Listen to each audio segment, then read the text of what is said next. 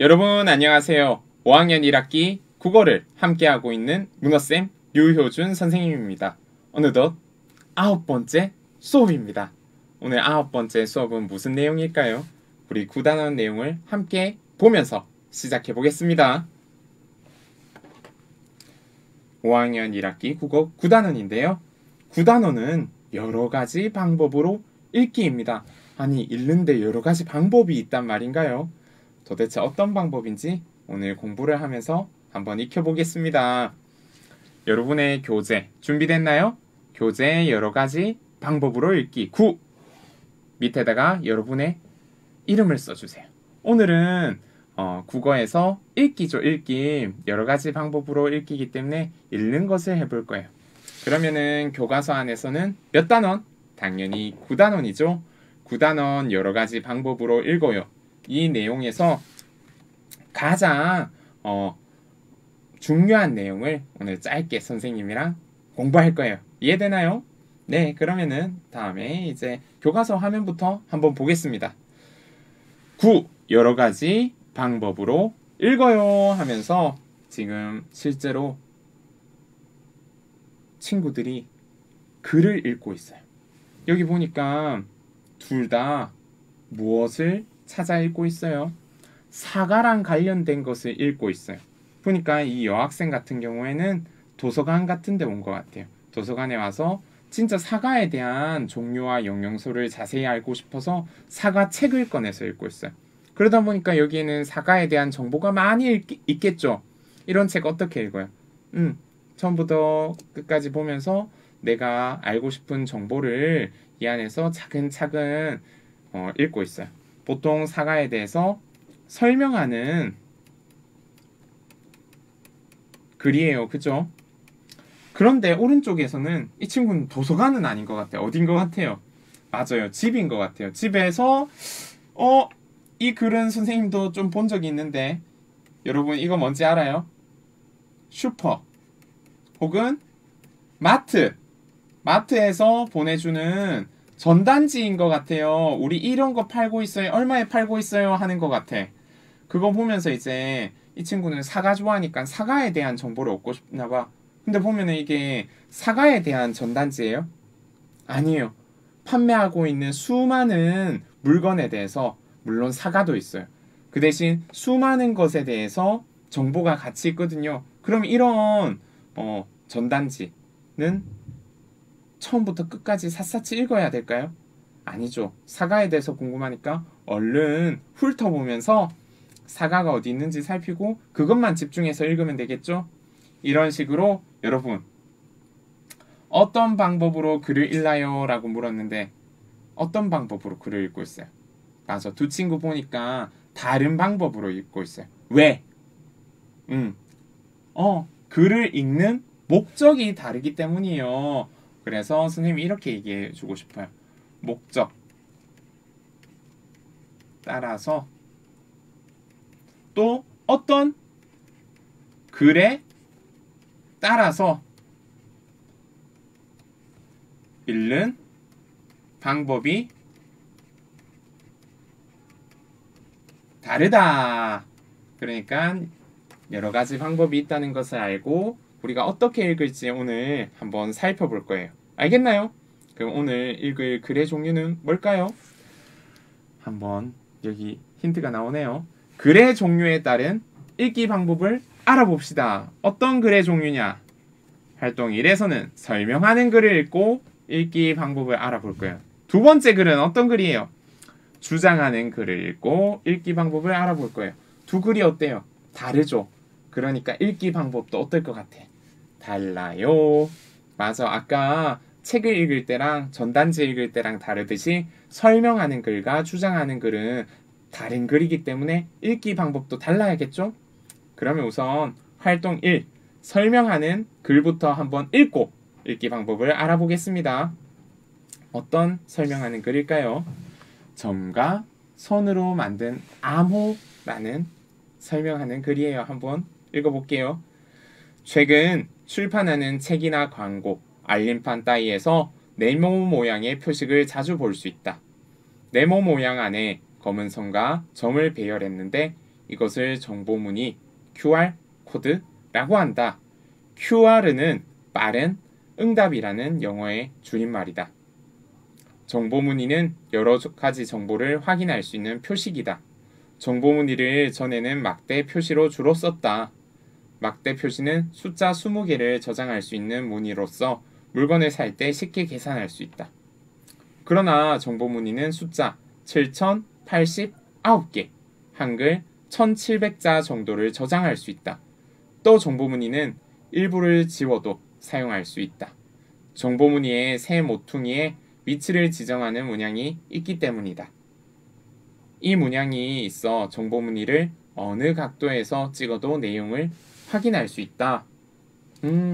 여기 있는 그림 한번 보세요. 원래 이렇게 막대 표시였는데 QR 코드라고 해서 이렇게 정보문의로 바뀌었죠. 막대 표시에서 정보문의 문의로 바뀌었어요. 네. 이 위치 지정하는 유형이고 이것이 정렬 유형이라고 하네요. 그럼 이제 계속 글을 읽어볼게요. 정보문의는 스마트폰으로 사용할 수 있다.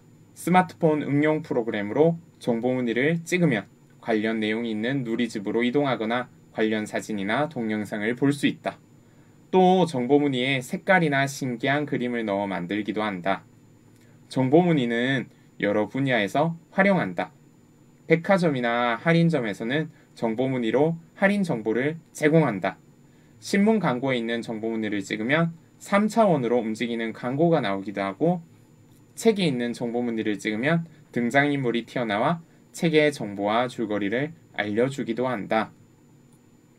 박물관이나 미술관에서는 자료나 작품을 더 알아볼 수 있도록 정보문의에 설명을 담아 제공하기도 한다. 정보문의는 누구나 만들 수 있다. 예를 들어 개인정보를 담은 명함을 만들 수도 있다. 명함이 있는 정보문의로 자신의 사진이나 동영상을 보여주거나 이름이나 연락처를 자동으로 저장할 수도 있다. 네, 이렇게 글을 다 읽어봤습니다. 점과 선으로 만드는 암호를 읽고 질문을 만들어 친구와 묻고 답해봅시다. 여기에 나오는 글에 나오는 질문을 한번 해보라는 거네요. 우선 질문이 한 개 있어요. 우리 답해볼까요? QR는 무슨 뜻인가요? 글에 답이 나오죠. 빠른 응답이라는 뜻입니다. 또 다른 질문 이제 만들어 볼 수 있을 텐데요. 정보문의는 어떻게 이용하나요? 이것도 여러분 찾았죠? 우리 스마트폰으로 이렇게 정보문의를 찍으면 된대요. 실제로 해본 적 있어요? 선생님도 해본 적 있어요. 스마트폰 꺼내서 카메라를 실행하고 QR코드에 정보문의에 갖다 대면은 이렇게 다른 링크가 연결되거나 사이트가 연결되거나 아니면은 사진이 뜨거나 이런 경우를 본 적이 있어요. 정보문의는 누가 만들어요? 누가 만들어요? 맞아. 백화점에서도 만들 수도 있고 혹은 책을 위해서 만들 수도 있어요. 즉 누구나 만들 수 있어요. 우리도 만들 수 있어요. 혹시 만들어 본 경험 있어요? 선생님은 만들어 본 경험 있어요. 우리 반 친구들과 음악회를 했거든요. 그래서 교실에서 이렇게 음악회 하고 나서 그걸 동영상으로 찍어서 다른 반 친구들과 부모님께 알려주기 위해서 QR코드를 이렇게 전해준 적이 있어요. 여러분도 혹시 QR코드 만들어 봤는지 궁금하네요. 안 만들어 봤다면 이렇게 실제로 들어가서 QR코드 만들기라고 검색하면은 정보문의를 만들 수 있답니다. 네. 오늘 지금 읽은 글, 점과 선으로 만든 암호를 보니까 설명하는 내용이 들어가 있는데요. 어떤 설명하는 내용이 있는지 그 제일 가운데는 당연히 정보문의, QR 코드에 대한 거죠. 근데 어떤 것들을 설명했는지 보니까 처음에는 뜻을 설명했어요.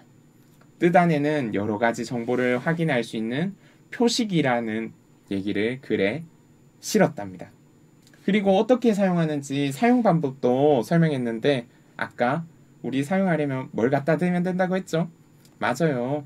스마트폰을 갖다 대서 응용 프로그램으로 정보 문의를 찍으면 바로 실행이 돼요. 그리고 모양은 어떤지 보니까 네모 모양 안에 검은 선과 점이 있었죠. 아까 봤죠, 우리? 특징은 어때요? 누구나 만들 수 있고 다양한 분야에서 사용이 된다는 점, 이렇게 정리를 할 수 있네요. 이렇게 설명하고자 하는 것에 대해서 항목별로 정리를 하니까 한눈에 쏙 들어오는 것 같아요. 이 글의 종류는 당연히 뭐겠어요? 설명하는 글이겠죠? 글쓴이는 무엇을 설명했나요? 정보 문의의 뜻과 특징, 사용 방법 등을 설명했답니다. 3번. 설명 가운데에서 내용이 정확한지 알아보고 싶은 것 있나요? 선생님, 설명하는 글을 읽으면서 조금 궁금했던 게 있어, 사실. 진짜 그런지 알아보고 싶은 게 뭐였냐면은, 정보 문의는 지워줘도 사용할 수 있다고 하잖아요. 진짜 그런지 그 일부를 지워도 사용할 수 있다라는 내용을 확인해보고 싶다는 생각이 들었어요. 여러분은 어땠어요? 그랬다고요? 그래서 이런 설명하는 글을 읽을 때는 믿을 만한 한 것인지 또 내가 아는 것과 다른지 생각해 봐야 돼요. 설명하는 글이 맞는지 아닌지 우리가 따져볼 수 있어야겠죠? 그리고 만약에 잘 모르겠다고 의심이 들거나 뭔가 확인해 봐야겠다는 생각이 들면 어떻게 해야겠어요? 정확하게 실제로 그런지 확인해 보면 좋겠어요. 즉 확인이 필요하다. 네, 이렇게 설명하는 글을 읽어봤는데요. 이런 설명하는 글을 읽는 방법을 이제 우리가 알아볼 거예요. 설명하는 글을 읽을 때는요, 고려할 점이 있어요. 고려할 점. 당연히 다른 글을 읽을 때도 고려할 점이 있는데 설명하는 글을 읽을 때 고려할 점이 있겠죠. 그것은 첫 번째로는 이 글을 무엇을 설명하는지 제일 첫 번째, 이 글은 무엇을 설명하는지 살펴봐야겠죠. 이 글에서 무엇을 설명했어요? 정보 문의를 설명했어요. 맞죠? 그래서 이 정보 문의의 제목, 그림을 보면서 무엇을 설명한 글인지 생각해 보면 돼요. 그래서 설명하는 글을 읽는 방법은 설명하려는 뭐가? 그렇지, 대상이 1번 질문에 대한 답인 거예요. 설명하려는 대상이 무엇인지 생각한다. 똑같은 의미죠? 그러면 2번. 설명하려는 내용이 무엇인가요? 설명하는 내용이 1번과 2번이 뭐가 차이가 나죠? 1번은 무엇을 설명하는가? 2번은 설명하는 내용이 무엇인가? 무슨 말이냐 하면은 이거는 정보 문의에 대해서 설명하는 거잖아요. 그 대상을 말하는 건데 이것은 정보 문의에 어떤 것을 설명하는지 그 자세히 설명하는 것이 무엇인지 정보 문의에 어떤 것들을 설명하나요? 하면서 이것을 묻는 거예요. 그러니까 정보 문의의 뜻, 사용 방법, 특징, 모양 따위를 설명한다 라고 내용을 말할 수 있겠죠. 이 QR코드, 정보 문의를 설명하면서 더 자세히 설명한 점이 무엇인지 살펴보면은 이것에 대해서 파악할 수 있어요. 대상에 무엇을 자세히 설명하는지 생각해 봐야 돼요. 그리고 세 번째, 설명하는 글을 읽는 방법은요. 내가 알던 내용은 무엇인지, 즉 대상을 보고 이미 아는 것을 떠올려서 그것과 잘 연결해 보면 좋아요. 우리는 정보 문의의 모양을 보면서 나 이거 본 적 있는데 하면서 떠올려 봤죠. 그리고 내가 써본 적 있는데 하면서 이미 알고 있는 것을 떠올려서 내 경험과 그리고 내가 알고 있는 지식과 이 글을 잘 연결하면은 좋아요. 그런데 혹시나 새롭게 안 내용도 있나요? 여기 글 안에 정보를 통해서 대상에 대해 새롭게 안 것도 찾아보면 좋아요. 우리가 설명하는 글이다 보니까 우리가 모르는 내용도 분명히 있을 거예요. 그래서 새롭게 안 것도 찾아본다. 이것이 바로 설명하는 글을 읽는 방법이랍니다. 네, 이런 식으로 우리가 설명하는 글을 읽어 보았는데요. 두 번째 글로 갈 거예요. 두 번째 글은 뭐였죠? 주장하는 글이에요. 무언가를 설명하는 게 아니고 내 생각, 의견을 말하는 거예요. 주장하는 거예요. 그러면은 이 글 안에 글쓴이의 의견이 있겠죠. 그러면 이제 미래 사회의 변화에 대처하는 자세를 읽으면서 주장하는 글을 읽는 방법도 알아보겠습니다. 가까운 미래에는 제4차 산업혁명이 일어나 많은 것이 달라진다고 합니다. 인공지능이 발달하고 새로운 기술을 개발하여 지금까지 살던 모습과는 다를 것입니다. 그렇다면 미래 사회에 필요한 사람은 어떤 사람일까요? 첫째, 정해진 답을 찾기보다 새로운 방식으로 문제를 해결하는 사람입니다. 정해진 문제는 사람보다 인공지능이 더 잘 해결할 수도 있습니다. 그러나 새로운 방식을 생각하는 것은 인공지능보다 사람이 더 잘할 수 있습니다. 둘째, 새로운 변화에 대응하는 사람입니다. 미래 연구자들은 다가올 미래에는 여러 가지 사회, 환경 문제처럼 예전에 없던 새로운 변화를 맞을 것이라고 합니다. 그러므로 미래 사회에서는 막힌 생각보다는 변화에 부드럽게 대처하려는 생각을 해야 합니다. 셋째, 서로 돕고 존중하는 사람입니다. 인공지능과 새로운 기술이 삶을 빠르게 바꿀 수 있습니다. 이럴 때 함께 마음을 모아 서로 돕고 존중해야 사회를 따뜻하게 만들 수 있습니다. 앞으로 우리는 거대한 미래의 충격과 변화 앞에서도 흔들리지 않는 열정과 패기로 서로를 존중해야 합니다. 이렇게 글이 끝났네요. 미래 사회의 변화에 대처하는 자세. 어떤 자세를 갖춰야 되는지 이 사람이 주장했어요. 글쓴이가 어떻게 주장했는지, 무엇을 주장했는지 기억에 남나요? 네, 기억이 안 나는 친구들은 앞에 영상을 돌려보면서 다시 한번 글을 읽어보아도 좋아요. 지금 보니까 글이 처음, 가운데, 끝으로 이루어져 있어요. 처음은 미래 사회에 필요한 사람은 어떤 사람일까라고 질문을 던지고 있어요. 이 질문에 답하는 것이 첫째, 둘째, 셋째이죠. 가운데 첫째, 둘째, 셋째. 무엇이 나왔었죠? 첫째는 정해진 답을 찾기보다 새로운 방식으로 문제를 해결하는 사람이었어요. 둘째는 어떤 사람이었죠? 새로운 변화에 대응하는 사람이었어요. 마지막은요, 서로 돕고 존중하는 사람이죠. 이렇게 우리가 이런 사람이 필요하기 때문에 미래의 충격과 변화 앞에서도 흔들리지 않는 열정과 패기로 서로를 존중해야 된다 하면서 이야기를 마치고 있어요. 이렇게 정리를 하고 나니까 이 글의 주장은 무엇이고 근거는 알맞는지 여러분 한번 들여다볼까요? 글쓴이는 미래 사회에 필요한 사람이 되어야 한다고 주장하고 있죠. 근데 어떤 내용을 주장하고 있는지 살펴보았어요. 방금 3명의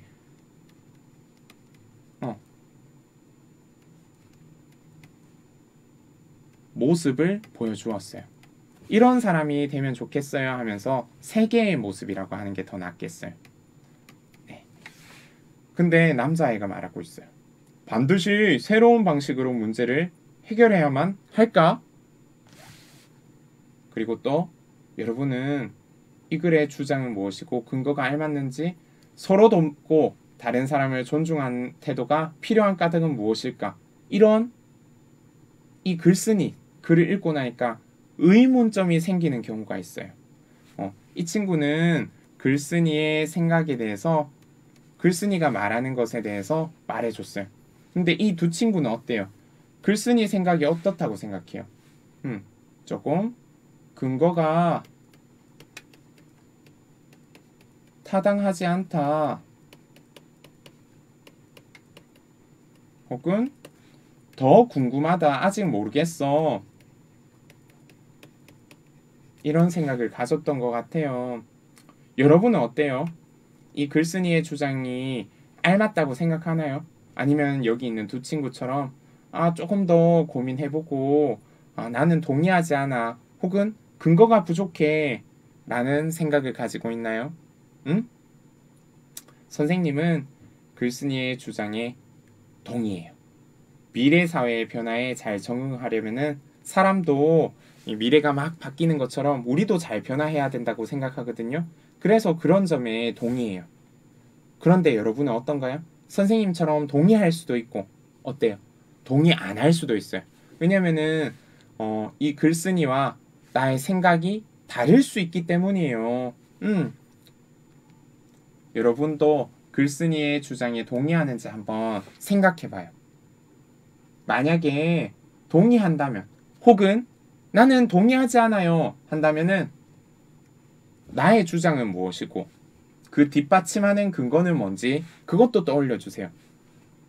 주장만 있고 근거가 없으면은 그 주장은 타당하지 못하고 주장은 설득력이 없어져요. 그러니까 주장만큼 중요한 게 뭐다? 근거다. 근거다. 이제 주장하는 글을 읽는 방법을 정리해 보겠습니다. 주장하는 글을 읽을 때는 이런 점들을 고려할 수 있어요. 첫 번째, 글쓴이의 주장은 무엇인지 바로 글쓴이의 뭐를 파악한다? 주장을 파악한다. 네, 이 글 안에서 무엇을 강조하고 있는지 살펴보면 주장을 파악할 수 있어요. 두 번째, 주장을 뒷받침하는 근거는 무엇인지 살펴봐야 돼요. 즉, 주장하는 글을 읽을 때는 주장을 뒷받침하는 뭐를 찾는다? 근거를 찾는다. 맞아요. 글쓴이가 의견이 옳다고 하는 까닭이 뭔지 까닭을 글 안에서 살펴봐야 되는 거야. 그리고 세 번째는 주장과 근거가 적절한지 살펴봐야 돼요. 그래서 주장을 뒷받침하는 알맞은 근거인지 생각해 본다. 바로 이렇게 살펴봐서 이 글 안에서는 이게 적절했나요? 미래 사회에는 지금과 다른 사람이 필요하다고 하면서 주장과 근거를 살펴봤던 것 같아요. 이 주장에 대해서 여러 근거를 댔었죠? 그리고 네 번째네요. 자신의 생각과 같은 점은 무엇인지 내 생각과 비교해 보면 돼요. 그러면 의견이 옳다고 생각할 수도 있고요. 옳지 않다고 생각할 수도 있어요. 여기에서는 미래 사회에서는 많은 것이 달라진다라고 말을 했는데 여러분은 그렇게 생각하나요? 혹은 아닌가요? 네, 이렇게 주장하는 글을 읽으면서는 내 생각과 같은지 다른지 살펴봐야 됩니다. 5번이 자신의 생각과 다른 점은 무엇인지 살펴보는 거네요. 아하, 선생님은 요 두 개를 합쳐서 말했는데 자신의 생각과 비교해서 다른 점도 분명히 있어요. 이 사람 말이 다 옳은 게 아니에요. 맞는 게 아니에요. 그렇기 때문에 의심되는 부분이 없는지 잘 살펴봐야 돼요. 즉, 주장하는 글을 읽을 때는 주장이 무엇인지 알고 그 주장에 타당한 근거를 들었는지 확인해 봐야 된답니다. 여러분 알겠나요? 그러면은 오늘 공부를 벌써 마칠 때가 됐네요. 글의 종류에 따라서 오늘은 읽기 방법을 알아보았어요. 두 가지 글을 읽어봤는데요. 첫 번째 글은 설명하는 글이었고요. 두 번째 글은 주장하는 글이었어요. 각각 글마다 어떻게 읽어보았나요? 선생님이 정리했죠. 길다 맞지? 선생님이 중요한 것만 동그라미 쳐볼게요. 설명하는 글을 읽을 때는 설명하는 대상이 무엇인지 생각해야 돼요. 그리고 대상에 무엇, 대상에 어떤 내용을 더 자세히 설명하는지 생각해야 돼요. 그리고 내가 이미 아는 것, 새롭게 알게 된 것도 잘 연결시켜 보면은 더 이미 알고 있는 것과 새롭게 아는 것을 연결하면서 더 잘 알게 될 수 있어요. 주장하는 글을 읽을 때는요, 글쓴이의 주장과 근거를 찾아야 돼요. 그리고 그 근거가 뒷받침하는 알맞은 근거인지 살펴봐야 돼요. 그리고 여러분 생각과 같은 점도 있고 어때요? 다른 점도 있어요.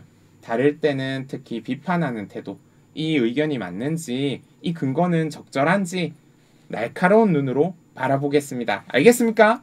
네, 이렇게 글마다 다른 방법으로 글을 읽게 된다는 거 잘 알고 실천하길 바래요. 그러면은 오늘 국어 공부는 여기서 마칠게요. 여러분 안녕.